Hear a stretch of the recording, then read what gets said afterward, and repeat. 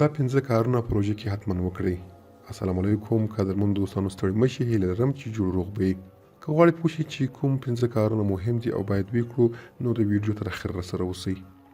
د روژې مبارکه میاشت د مسلمانانو لپاره د یو جدي تربیوي ترجید میاشت ده. په دې میاشت کې مسلمانان د خپل ځان سره د تیرو 11 میاشتو حساب کوي چې دوی په دې 11 میاشتو کې څه وکړل. په دې میاشت کې مسلمانان د خپلو هغه وروڼو چې مالی حالت یې ښه نه دی له حالت خبریږي. په دې میاشت کې د بېوزلو لاسنیوی کیږي. په دې لاسنیوي سره انسان خپل خدای ته د خپلو ګناهونو د بښلو لپاره یوه لاره پیدا کوي. د دې ترڅنګ په دې مبارکه میاشت کې د نفس د کنټرول او تربیه د روژې اصلي موخه ده. په روژه کې ډېری د خیر کړنې دي، خو دا څو کړنې په روژه کې کول د روژې حق نور هم سم ادا کوي. لومړی، توبه کول. روژه د خالق تعالی د رحمتونو او مغفرت میاشت ده. په دې میاشت کې د الله تعالی د رحمت دسترخوان تر بل هر وخت زیات غوړېدلی وي. په دې میاشت کې توبه کول تر بل هر وخت زیات قبلېدو چانس لري. دویم، د هر شي حقیقت درک کول. د روژې څخه یو ستر درس زده کول دا دی چې یو ځل بیا د هر شي د جذابیت د سرسري توب په هکله انسان ته درس ورکوي. پام مو کړی دی د ورځې مو کېدای شي ډول ډول خوړو ته زړه وشي، خو چې بېګا شي د همغه خوړو څخه چې 2 ګولې وکړي نو بس مو شي. دا په ژوند کې د ټولو هغه څیزونو حقیقت دی چې موږ پسې سرګردانه یو. دریم، خپل ځان پیژندل.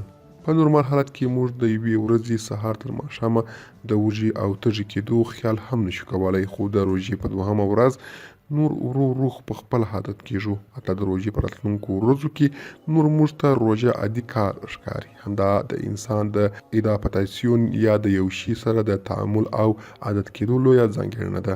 انسان د هغه شي په وړاندې مقاومت او د هغه سره عادت کېدای شي چې هیڅ فکر یې هم نه وي کړی. څلورم، د روژې تعقیب.